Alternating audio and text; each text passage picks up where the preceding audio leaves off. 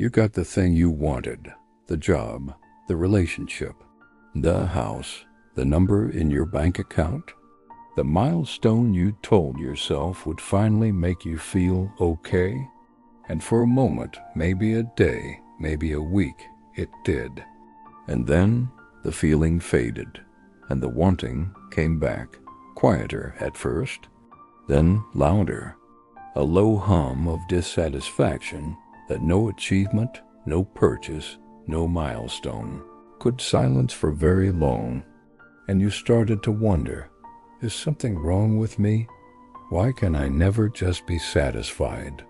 Why does every arrival feel like the beginning of a new departure? I want to tell you something today that the ancient wisdom keepers understood deeply, something that modern life has completely forgotten. Nothing is wrong with you. You were built this way, and the restlessness you carry is not a flaw to be fixed. It is a compass, pointing you toward the only thing that was ever meant to fill you. There is a river.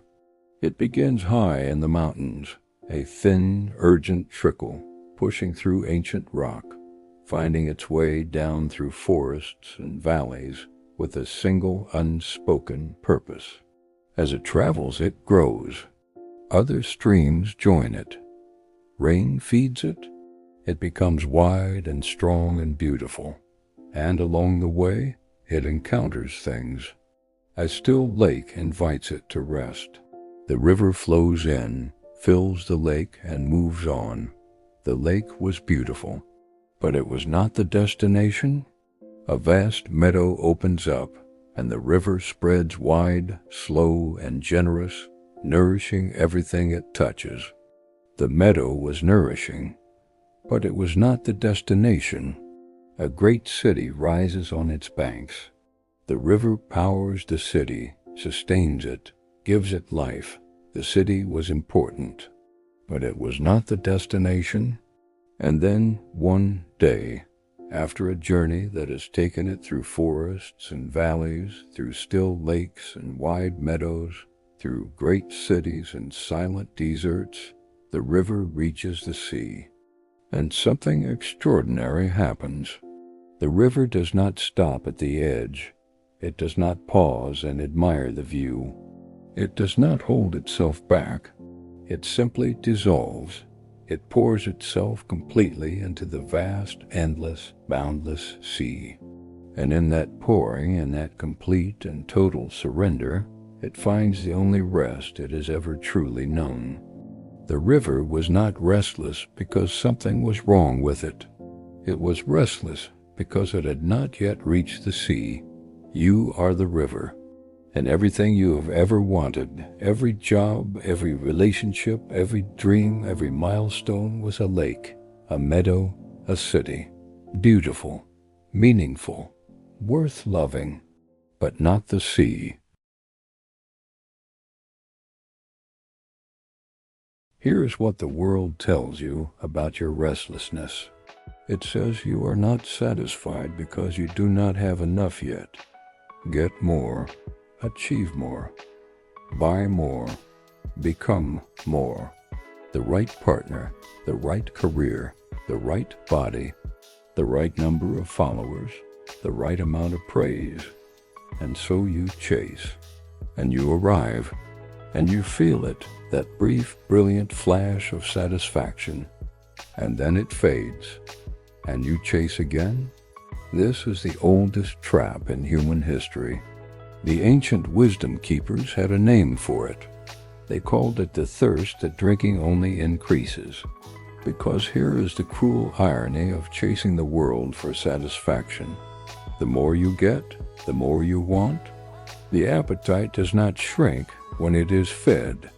It grows, and you can spend an entire lifetime running on that wheel, achieving, acquiring, arriving, and departing, and reach the end of your day still hungry, still restless, still waiting for the thing that will finally be enough. Rumi opens his greatest work, a book of poetry that has been read for 800 years, with the image of a reed flute, a reed that has been cut from the reed bed, and from the moment it was cut, it has done nothing but cry. Every song it plays is a song of separation. Every note it breathes is a longing for the place it came from. And Rumi says, listen to this reed, because it is telling you the story of your own soul. You were cut from something. Before this life, before this body, before this name and this city and this job, there was a belonging so deep, so complete, so total that this world has spent every day since trying and failing to replace it. The reed does not cry because it is broken. The reed cries because it remembers. And Rumi says, the cure for the pain is in the pain. The longing itself is the map home. Do you understand what he is saying? He is saying, do not run from the ache. Do not medicate it. Do not distract it. Do not shame yourself for feeling it, because the ache is sacred. It is the sound of a soul that remembers where it came from and has not yet stopped trying to get back.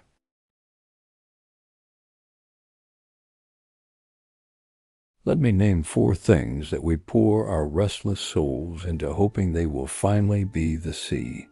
And they never are. The first is achievement. We believe that if we accomplish enough, if we reach the top of the ladder, if we build something great, if we leave a mark that the world cannot ignore, then we will feel complete. But every person who has ever stood at the top of their mountain will tell you the same thing. The view is beautiful. And then you start looking for the next mountain. The second is love. We believe that the right person will complete us. That if someone would just love us perfectly, see us fully, choose us daily, never leave, the restlessness would finally go quiet. But no human being was ever built to be someone else's sea. That is too much weight for any heart to carry. And when we place that weight on the people we love, we crush them under the pressure of an expectation they were never created to meet. The third is comfort. We believe that if life were just a little easier, a little safer, a little softer, a little more certain, we would finally be at peace. But comfort is a room with no windows, safe, warm, and slowly suffocating, because the soul was not made for comfort. It was made for meaning. And the fourth, the most subtle and the most dangerous, is approval. The need to be seen, validated, chosen, praised. To have enough people tell you that you matter that you finally start to believe it yourself. But approval from others is water drawn from a cracked cup. No matter how much you collect, it is always draining away, and you are always thirsty again by morning. None of these things are wrong. Achievement, love, comfort, belonging, these are beautiful. These are lakes and meadows and cities. But they are not the sea. So what is the sea? Every spiritual tradition that has ever existed points to the same answer. The sea is God, not a distant, punishing, watching from above God, but the source from which you came, the ground of all being, the love that was present before your first breath and will be present after your last. Augustine of Hippo, one of the greatest spiritual writers who ever lived, said it in one sentence that has echoed through 15 centuries. Our heart is restless until it rests in you, not until it achieves enough, not until it is loved enough, not until it is comfortable enough, until it rests in God. And Rumi said the same thing from the other side of the world. in a different language, in a different century. I have lived on the lip of insanity, wanting to know reasons, knocking on a door. It opens. I have been knocking from the inside. The door you have been knocking on your whole life, searching for the thing that will finally satisfy you. You have been knocking from the inside. The sea is not out there somewhere. It is the deepest part of what you already are.